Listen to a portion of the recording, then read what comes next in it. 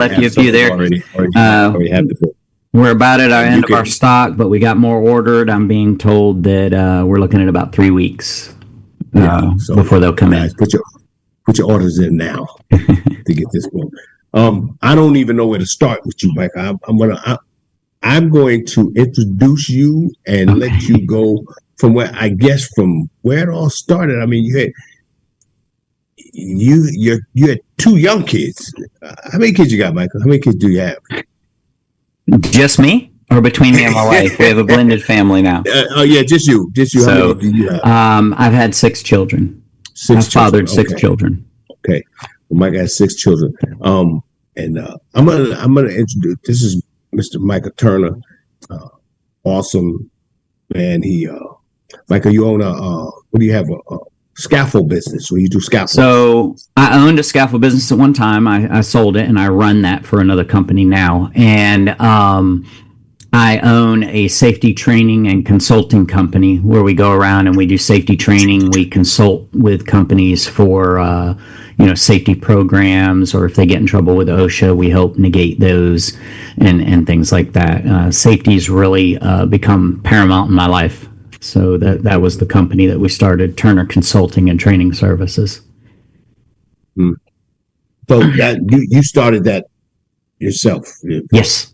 That was years ago. 2018. 2018. Okay.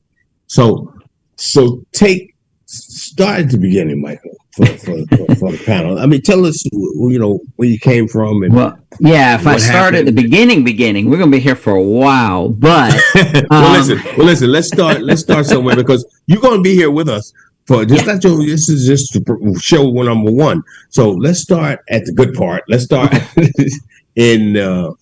Let's start where. Let's see what happened.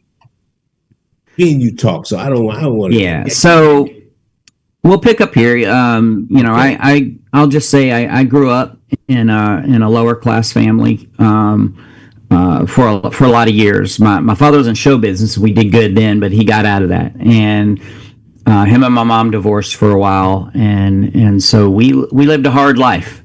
There was 4 of us kids. Mom raised us single for a while. Then Dad came home, changed careers, and life was a bit rough. Then when I went to college on a music scholarship, I left college 2 years into college and went into the Navy, got out of the Navy, and because of the military background, went into law enforcement.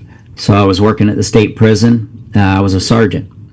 And in 2001, my ex-wife, myself, my 2 sons, my daughter, and my brother-in-law were on our way home from my parents' timeshare that they had. We were swimming that day, and we were driving home.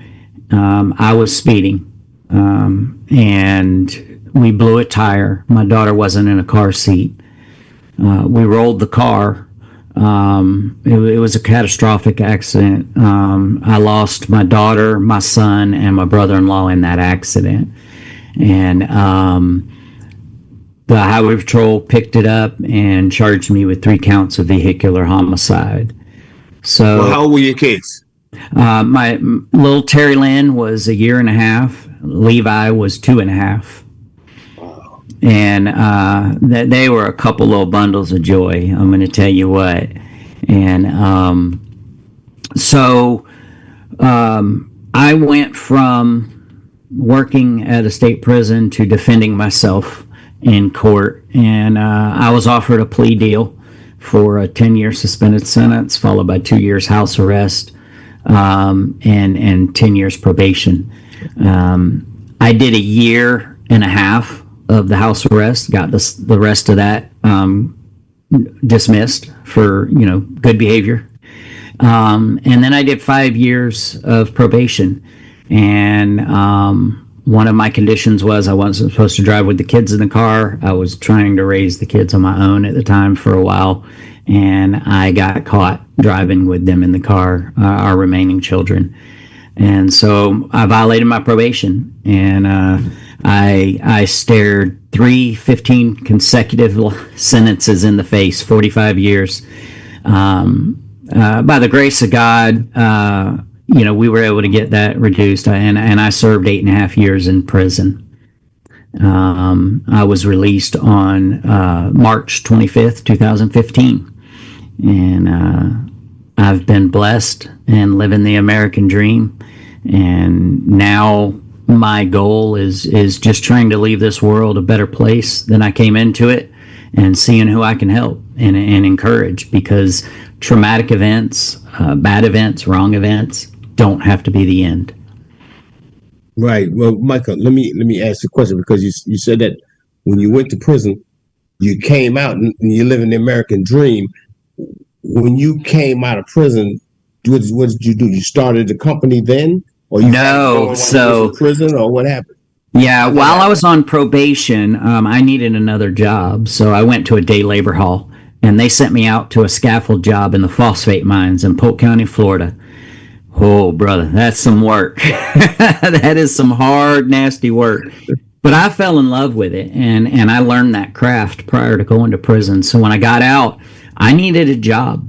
And I went to a scaffold company in Orlando, and I applied for the job. We knew some of the same people from when I had worked in the scaffold industry prior to my prison sentence. And the gentleman said, "Look, all I have is a builder spot. I can pay you $15 an hour." And I took it. And I went to work, and I started working on my tools and building scaffold and climbing scaffold. And in 3 months, he gave me a $3 raise. A month after that, he made me a foreman. So I did that. 3 months after that, an acquisition happened, and a large corporation bought the little company that I was working for. And he said, "Hey, they're buying us, so it's an opportunity for me to advance you again." And he made me a project manager. And I got a significant raise there. And so I did that for about a year, and decided, I had dreams and I had aspirations. So I quit my job. I found some investors first, and that were willing to put up a very small amount of money for me to have an opportunity, and it benefited them as well, because they did work in the Covanta energy plants, and it's a recycled energy plant, and they do outages and maintenance, so they need scaffold throughout the year. So this was an opportunity for them to kind of get some cheaper scaffold. Investing in me, and we were able to share that way. So I went home and I told my wife, I said, "Hey," I got home early. It was just after lunch. And she looked at me and she said, "You're home early today," which just never happened. I was working 12, 16 hours a day, 6, 7 days a week. And I said, "Well, I quit my job today." And she said, "You did what?" And I said, "Well, all those times that I said, if they would just do it like this." She said, "Yes." I said, "Well, we're fixing to find out if I'm right." And she said, oh, okay. I said, "What's the worst that can happen? I fail?" She said, "Yeah." I said, "So I go back to work for another scaffold company. But what if I succeed?" And I'll never forget, after a few years, this was about 5 years ago, I had an opportunity through work to get her to Europe, and we went to Rome and we went to Venice. She had always dreamed of going to Venice. And we were on the gondola going through the rivers in Venice. And I looked at her and I said, "Hey, baby, remember when I said it'd be worth it one day?" And she smiled real big and she said, "Today's that day." But I think fear traps us too often, and I think too many people could make it so much farther in their lives if they would be willing to believe in themselves and just take a chance. Yeah, that's right. That's absolutely right. I can't let you get away with it, Mike. I can't let you do it, man. You know me, because you and I talk, and Yeah. you painting this picture right now of the American dream. You painting this beautiful picture. However, I do remember you and I talking. You lost those kids, and you told me how you felt, and you told me Yeah. what you went through, and you told me you even walked across the scaffolds without any, just didn't care if you fell. Yeah, there was a time There had to be a when, time when that had to yeah, really, for the first few years after the accident, I was in a very, very, very dark place. Um, like I said, I was in law enforcement at one time, and my father and I, we used to shoot competition together in the Florida Peace Officers Association, and we were good.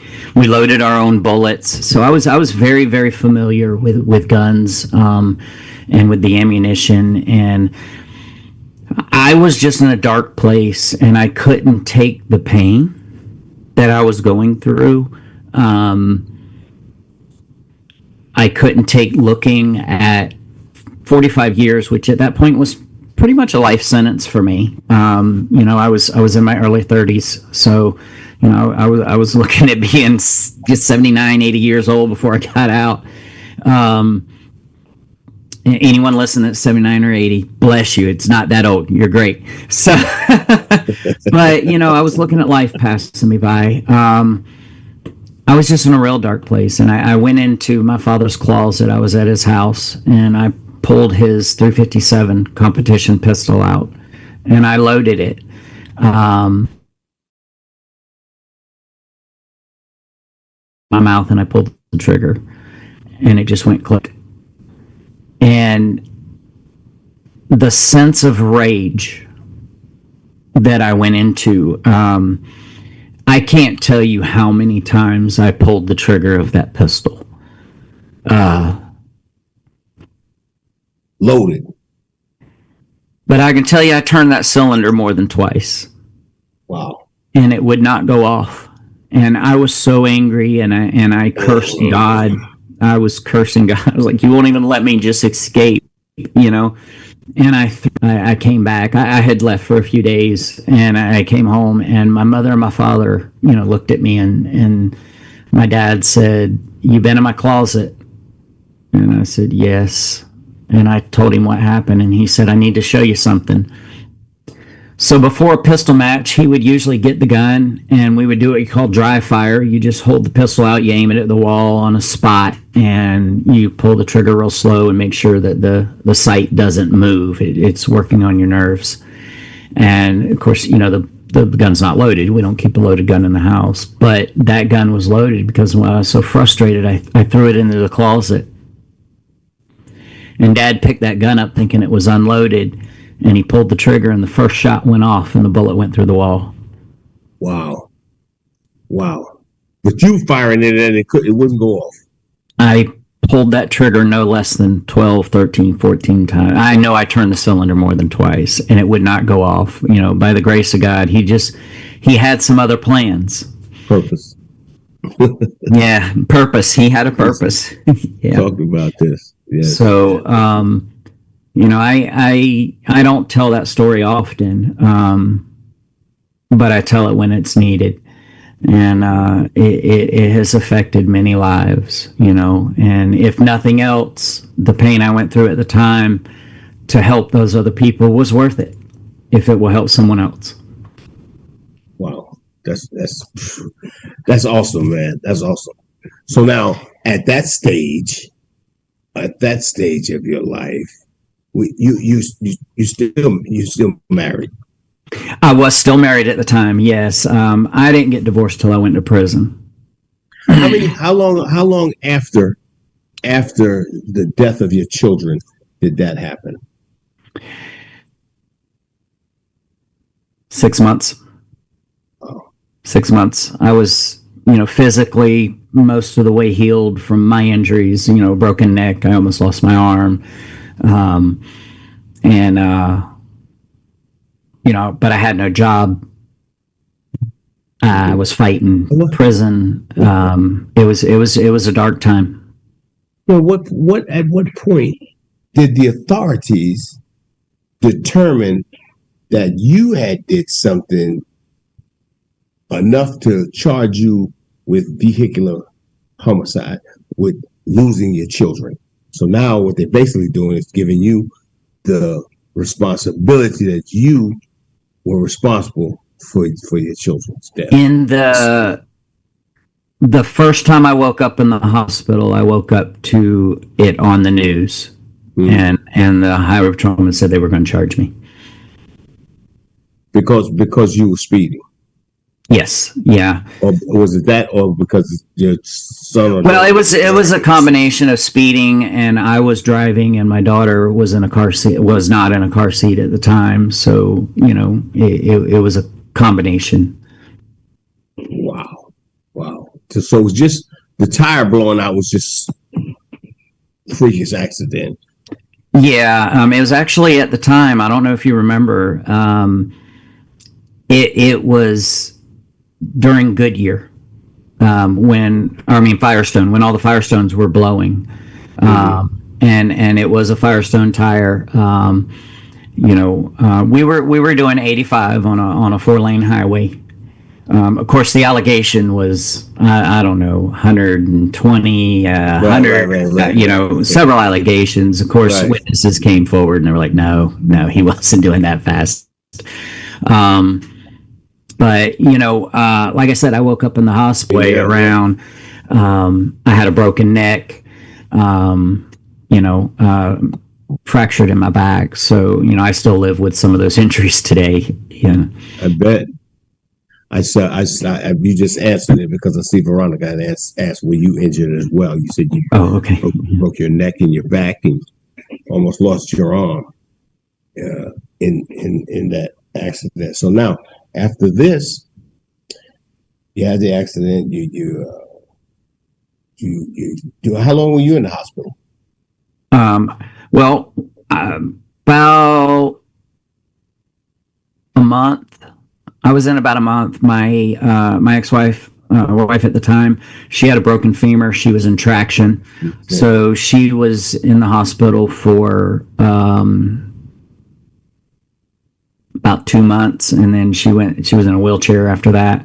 And then our oldest son, he survived, and believe it or not, had almost no injuries. His uncle, my brother-in-law that passed away during the accident, reached over and grabbed him and basically took the blow, and that's what saved him. So the car rolled? Yes, several times, and then ended up wrapping around a telephone pole. Oh wow, that's horrible. So then you went to after the hospital, got out. This, and I'm trying to get us back up to the to this great story you were telling about. So I like I said, it took about a year before I ended up signing a plea. We were almost getting ready to go to trial. Of course, I couldn't afford a high dollar attorney, so I had a lower priced attorney who said, well, I can keep you out of prison. And I was like, okay, let's do that.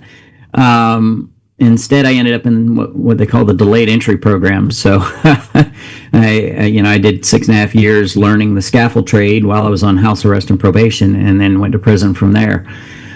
Prison for me at first was pretty hard. Anybody who knows anything about prison, a former guard who goes into prison and is now an inmate has a bit of a rough time at first, till you establish who you are. So I went to school. Were you still wounded? No. I was. You was already healed. Yeah. Okay. I had been working in the scaffold industry. This was 6.5 years after the accident. So, and actually, the way they figured out I was an officer was there was a guy in the dorm who was on one of my work squads when I was a sergeant. And he's actually the one that eased some things up for me. He's like, no. Turner was a good guy, So. Thankfully, I was raised. My father retired from the department as a major, so he always taught me, you always treat people fair. You're not the punitive stage of the criminal justice system, and so I lived by that, and I was thankful, when when I ended up on the other side. But prison will do a couple different things depending on the path you choose to take.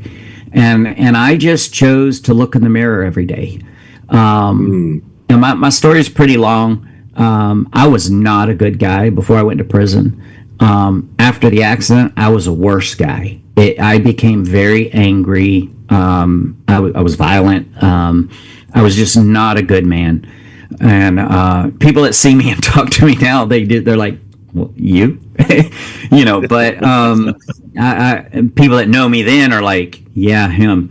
I was a different person. And, I had 8.5 years to look at who I was, how I had become who I was, and who I wanted to be when I got out, and what I wanted life to be when I got out. And so I made a determination, and my mother would come and visit me. And I told her, I have these dreams. I'm going to start a ministry. I want to own a scaffold company. I want to own my own business. I want to go back into the prisons and work with inmates. And she's the only one. She looked me right in the eye and she says, I have no doubt you'll do every one of those things, but she's mom. So, but within 3 years of being released, I had accomplished every one of those things. I was back in the prisons within a year. When I go in now, they hand me a set of keys, and I walk the compound free, and I work with the inmates. We build custom motorcycles, and we ride our motorcycles onto the compound and work with inmates. And they come out and they look at the bikes, and that gives us an opportunity to open dialogue. I've worked a little bit with Florida legislature, trying to work on some prison reform to help get some programs into the prison to help inmates when they get out. I had started my own business. I had run a scaffold company, started the ministry, been back in prison. So, it was like I got done with that, and I went, okay, God, I accomplished all those things. What are we going to do now? And he said, just hold on. And doors just keep opening. And everywhere I go, I find an opportunity to bless somebody with my story and encouragement. People that are at life crossroads and not sure what they want to do, or they want to achieve a goal and they're not sure how to go about it. And it just opens a door, and I end up being able to help people. And that's the most rewarding thing right now is being able to help people. I think I told you, I was asked, if you could change one thing, what would it be? If you could change anything. And when I think about it, my answer is nothing, because everything that I've been through brought me to where I am. And I've seen where everything that's happened through my life, and there's a lot, it's a lot of it's in the book, and that doesn't even cover all of it. But everything that's happened, I have seen help someone. And so I'm humbled by that, and I'm grateful for it. It's really good, man. The most effective people that we've had on this show, the most interesting people, the most powerful speakers, the most people that touch most people are the ones that come on here and their main goal is to help someone else. Mm-hmm. Someone that has a passion to, I just want to reach somebody else. I just want this to touch somebody else, to make them possibly deter them from going through some of the things I went through. Yeah. Or make them understand maybe why or what they're going through what I went through and through me sharing. And that is or a way awesome. To cope, or a way to make it through. Yes, that's awesome. Yeah. That is awesome. That is awesome that you have that zeal to do that. Absolutely. Some people want to just come on the show and I want everybody to know who I am. I want to be seen. I can do without that part, but I guess they have to if I'm going to help them, right? So, right. I want more likes. I want more. I want people to see me. But no, I'm humbled to be in the position to be able to help people, and it's exciting for me. It's humbling. It's rewarding. those are the best days when you're able to actually help somebody. Those are the days you go to bed and you're like, today was a good day. Right, right. And I think you told me that, and I said, "Wow, that's deep." When you told me that if you could change, what would you change if you could change one thing? What would you change? And you said nothing. Yeah. I would change a thing because everything I went through had purpose for it. It's what brought me to where I am, and I'm gonna tell you, there's some stories, and you and I have talked about some of them that I thought long and hard about. Maybe those. Yes. Right. But again, ultimately, that was part of the journey, and that's why the book's called "Choices: A Journey from Bad Decisions to Good Results." That's right. And I'm encouraging each and every person on this line to go and get this book, or just put it in your order. They got more coming. And it's Choices: A Journey from Bad Decisions to Good Results. And I got mine, and mine is signed, so yours won't be like mine. Yours won't be like mine. Yeah. Messed up perfectly good page. Anybody have a question? Anybody got a good question for Micah? This stuff, and don't be shy, because people, I don't want to touch on that. No, it's an open book, so I promise you're not going to ask something I haven't already been asked. As life is an open book, and if you don't have questions, I have many questions. I see Karen, is your hand waving around up there? Of course it is. Hi, Karen. I always have something to say. First of all, God bless you, and it is your story is such a heart-wrenching story, heart-wrenching testimony, and I just thank God that you are able to tell that story, because, like you said, it helps other people, and not many people would be able to tell that story or to share that testimony, because it's like you can't even imagine that when you was talking about going into the closet and getting the gun and spinning the whatever that thing is called, the cylinder, the cylinder. When you were saying it, I felt the pain. I felt like I was there, and I just thank God for you. I thank God that, as horrible as it is, there is so much purpose in this story. And I don't have a question. I'm just in awe. I usually have all the questions, but I'm in awe. And you just keep doing what you're doing, because thank you. Lord definitely has so much purpose for you, and I thank you. Thank you very much. Thank you for the encouragement. Yeah, thank you so much, Karen, for that. So let me get back to where we're at now. Where we are, you in prison. Yeah. You're in prison. You got 8.5 years in prison. Wow. That's a longer time than people think, but it's also a faster time than people think. Yeah. I was told by an older inmate when I first went in, I wasn't doing well. And he grabbed me. He said, "Hey, brother, you can't live outside these walls. This is your life right now." So you're right. He said, "The days will drag, but the years will fly." And when you get out on the other end, you look back and you're like, "Wow, that flew." Yeah. Well, boy, it wasn't flying while you was doing it.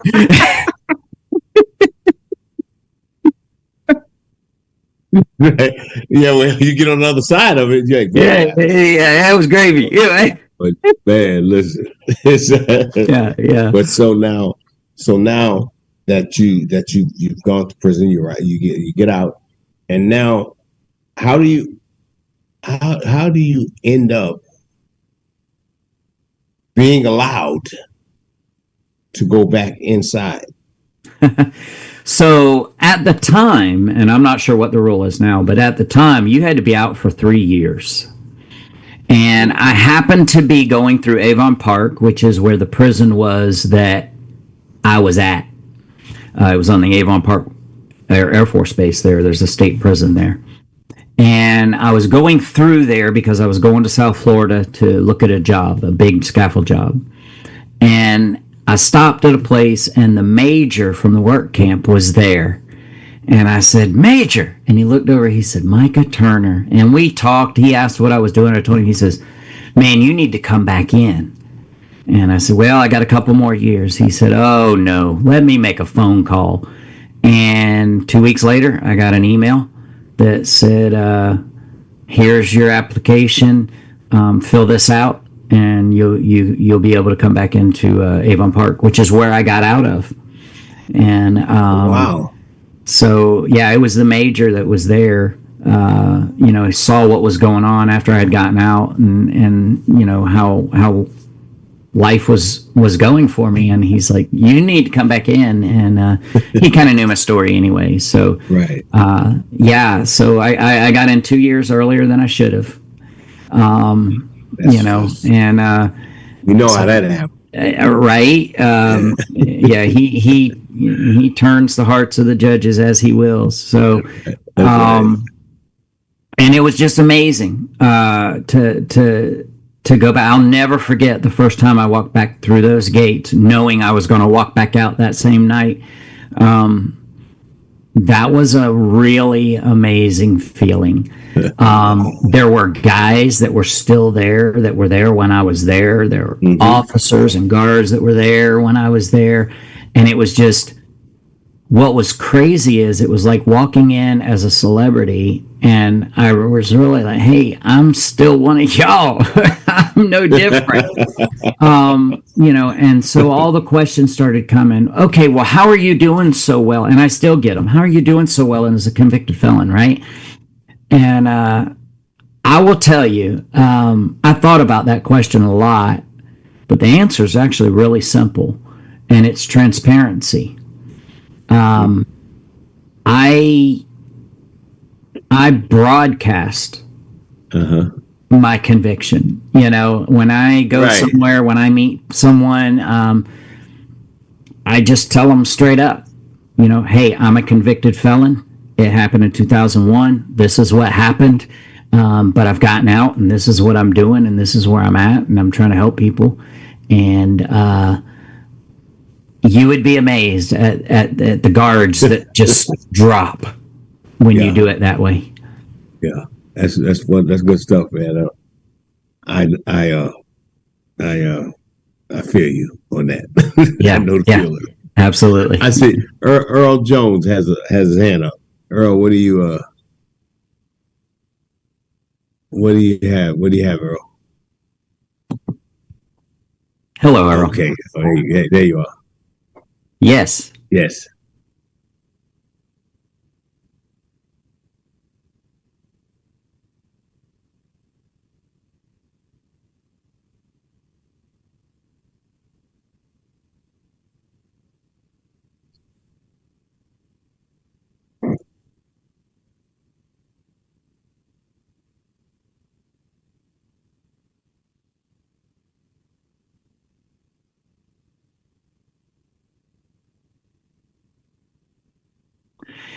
So that has happened a couple times. People, that haven't had the type of struggle through life aren't as receptive to the redemption story, right? For me, it's no different. I just pray that one day something in that story will touch them in some way, and maybe help them, help prevent them from going through a struggle. So maybe they haven't been through it, but maybe this will help them not go through it. Kind of preventative care, so to speak. Others, there are some sensitive parts of my story. When those creep up, a short pause, a deep breath, and a quick thank you prayer to God for saving me, because that's why I'm here. And then the understanding that this story, will help in some way, which is why we're talking about it. And it allows me to just keep pushing through. Thank you so much. Thank you for that question. Let me ask you this, because I said this earlier to a guest that was on earlier, that we have plans. And I think you and I talked about this. We have plans, but God has purpose. So his purpose, right?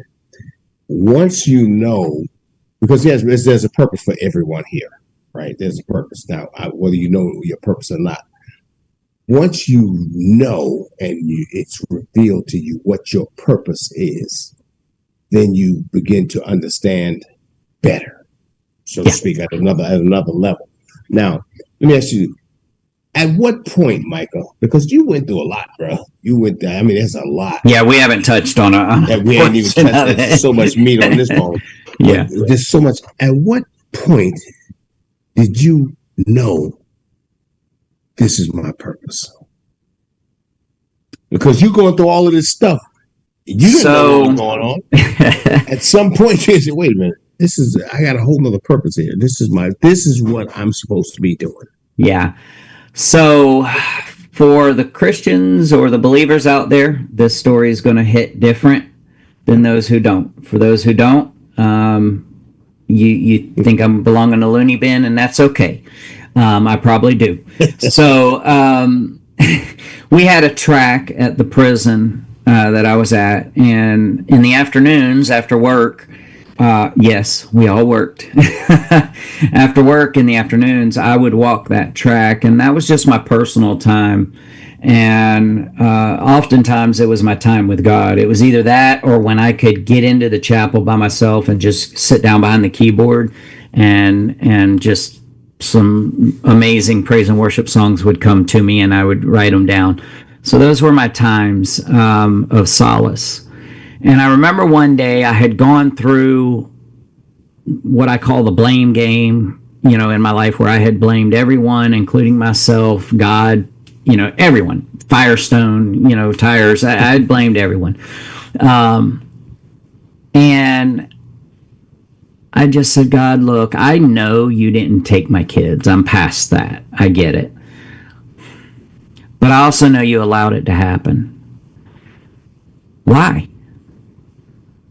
And the answer was so vivid and real. I literally looked to make sure nobody else heard it, because to me it was audible. I'm not telling you God spoke in an audible voice, but to me it was audible. And he said, first of all, they were never yours to begin with. And then the answer was, I will do more through their death than they ever would have done through their life. Wow. And I was so humbled. I felt so small at that point. And then I remember thinking, man, they're in heaven. They're out of this really horrible world we live in.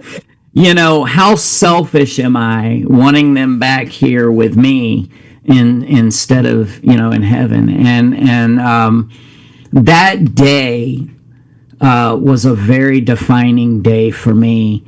And that was when I learned that the answers are never what we expect them to be.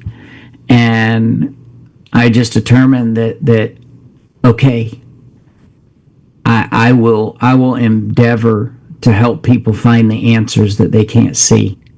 And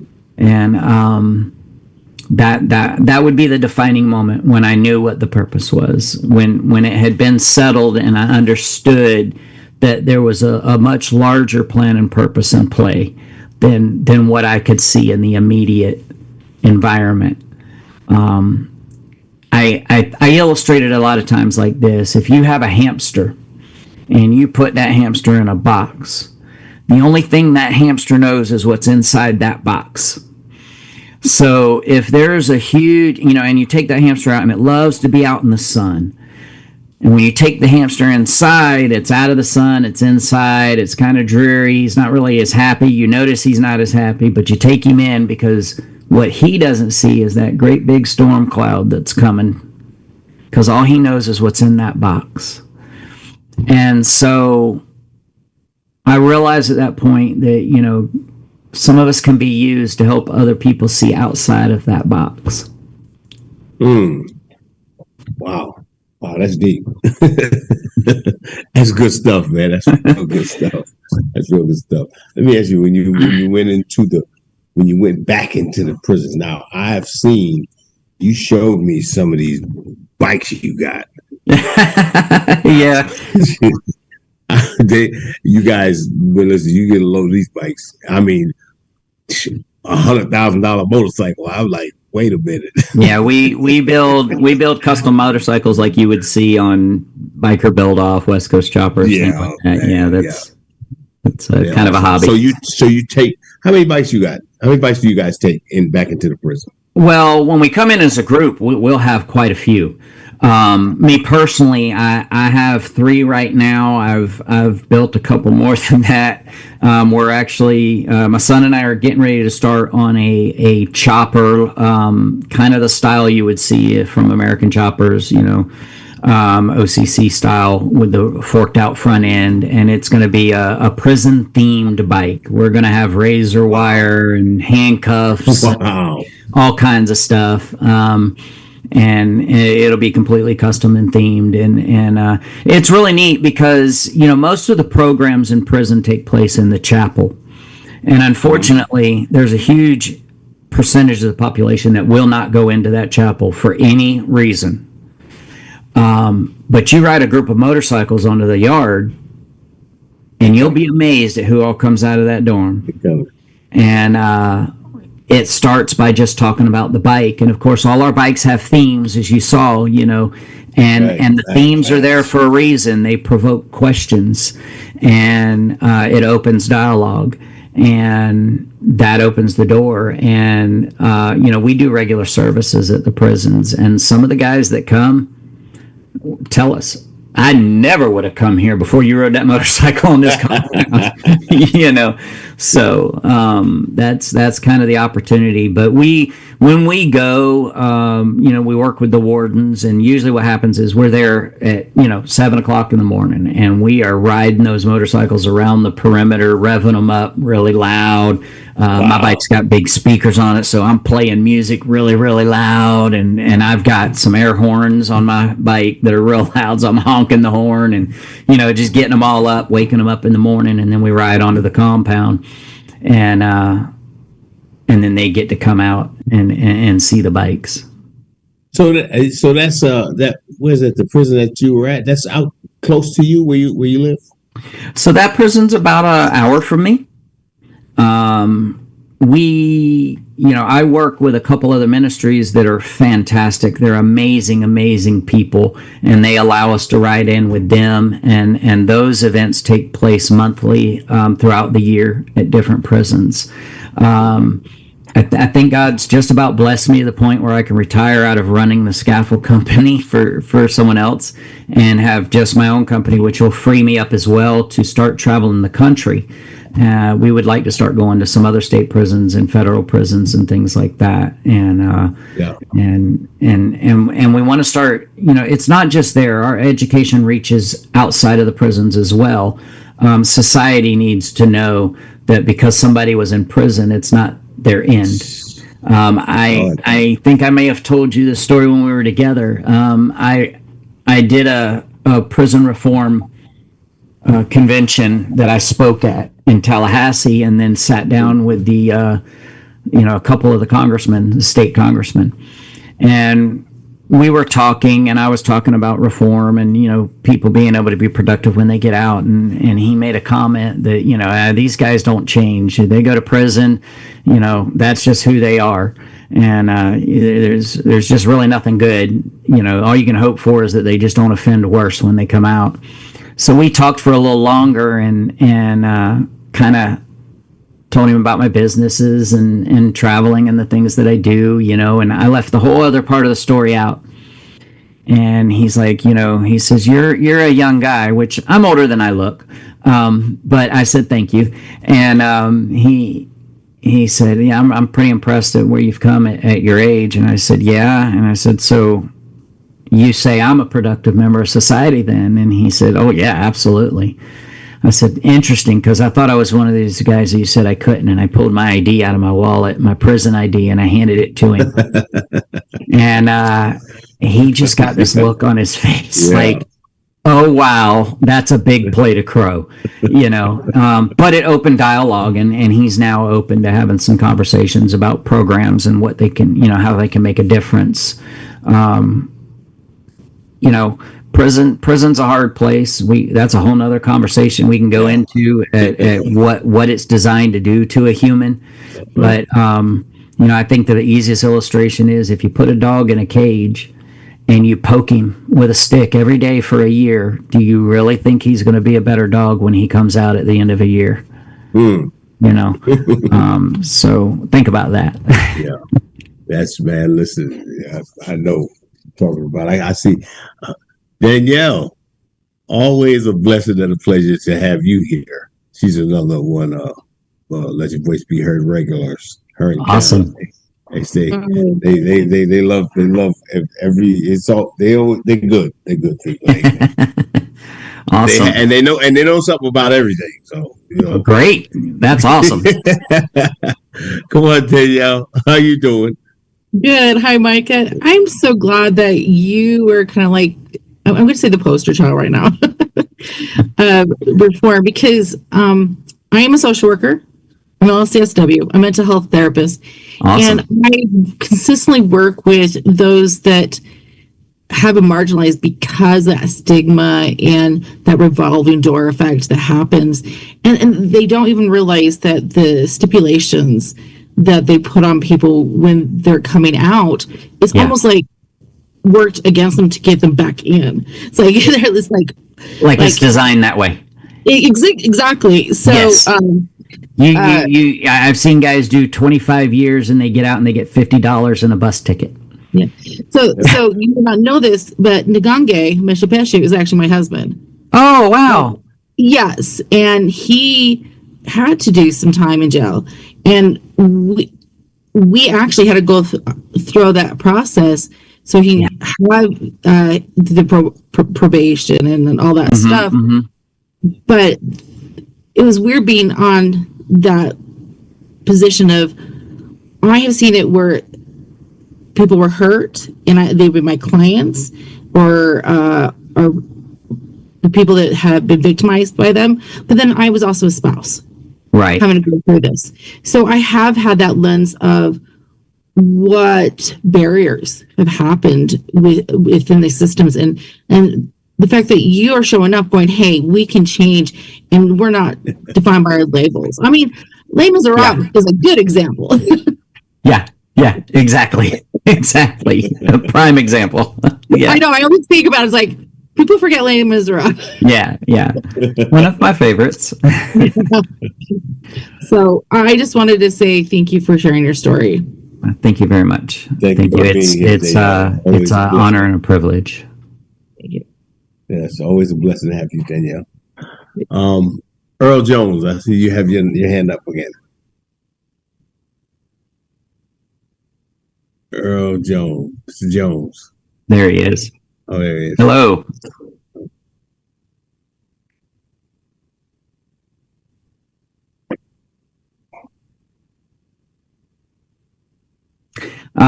We have one book that's published already. I'm in the process of 2 others. So that can be found on Amazon. Right now, it's probably not available. I'm going to open it up and you can place an order, but I'm going to have to put a disclaimer on there because we're pretty much out of stock. So we're waiting on the new order to come in, and they're telling me it's going to be about 3 or 4 weeks. But if you pre-order it, it won't take the money until the book comes. You'll get a notification when it comes, and it'll ask you if you still want to purchase it. So you can find it on Amazon. If you put in choices, a journey from bad decisions to good results, put my name in, Micah Turner, it'll pop up. Yes, sir. Yes, sir. Awesome. Okay. It is awesome, and I'm encouraging everybody on here to get that book, because just what we talking about on here, he just scratching the surface, man. This man got so much going on, man. Yeah. He's been through so much, man. This book is awesome, man. I'm still on those motorcycles, man. When you guys go in there, you guys just ride in the jail and ride on the yard, circle the yard. Yeah. So we'll circle around the outside of the prison, and then they'll open up the gates. We go into the Sally Port. Of course, they just about tear these bikes apart. You know, they're gonna make sure there's nothing in them, nothing on them. Yeah.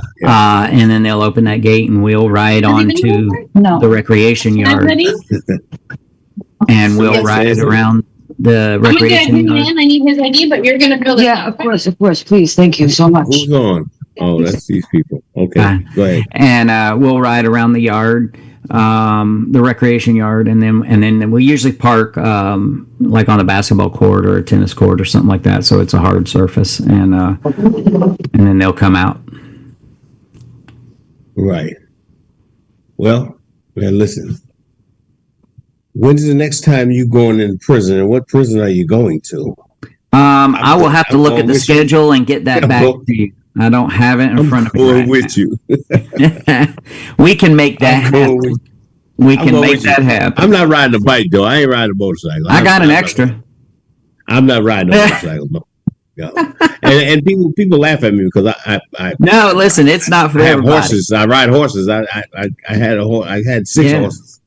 But they said, you want to ride a bike? No, I'm riding a motorcycle. Yeah, it's not for everybody. I grew up on them. It's a passion of mine. We go to all the big bike events. Last time I was in Sturgis, I blessed some Hells Angels bikes. We blessed some Outlaws bikes over. I got a video of my son in Daytona preaching to the outlaw bikers. I tell you what, the way those bikes you showed me, I'm not going to ride them, but I'll definitely sit on them. I'm going to sit on them and take some pictures on them. Oh, you more than welcome. I'll bring one down. I'll ride one down next time. Please do. All right. I'll do that. Guys, listen, man. Is there anybody else have a question or comment? For lack of time, we have to get off of here. Nobody has anything. You guys, listen. Micah. Micah will be back here with us next Tuesday. You back with us next Tuesday, right, Micah? I'll be here when you need me. Next Tuesday, I can do that. Same time, same channel, same everything. Like I said, we just. I'll be at a remote location. I'll be at my office in Houston next week, but I can be here. Yeah, not a problem. We just scratching the surface. Oh yeah, there's There's so much more. There's so much more to this. You guys just don't know. My panel, you guys know I love you guys, man. Michael, we love you, man, and you keep doing what you're doing, man. We're gonna keep supporting you. We're gonna order as many of them books as we can. So do it tomorrow. Let me get onto Amazon tonight and open it back up because it's out of stock. But I'll open it up and I'll put the conditions on there so people can order it. So let's do that tomorrow. And, yes, sir. We thank you, man. We thank you. We love you. And we can't wait for you to come back next week. My panel, I love you guys, man. You guys keep coming, and we're gonna keep bringing these awesome people on here, man, with these stories, man. And Michael, I appreciate you, man, and God bless you, man, for being so transparent, man. Because a lot of people ain't coming on here telling their story like that. It's an honor. Sugarcoat stuff, and you give it to us straight, man. And I appreciate you, man. Love you, bro. And keep doing. Love you too, brother. Absolutely. Doing what you're doing, my brother. And we're gonna keep on. We're gonna keep on doing what we're doing, man. Let your voice be heard. A special thank you to Tony Holmes, owner and founder of Let Your Voice Be Heard, for creating a platform where every voice matters and every story has the opportunity to be heard. Until next time, and remember, let your voice be heard. It's your boy now. On the wall, but your name's still missing from the roll call. Let your voice be heard. Say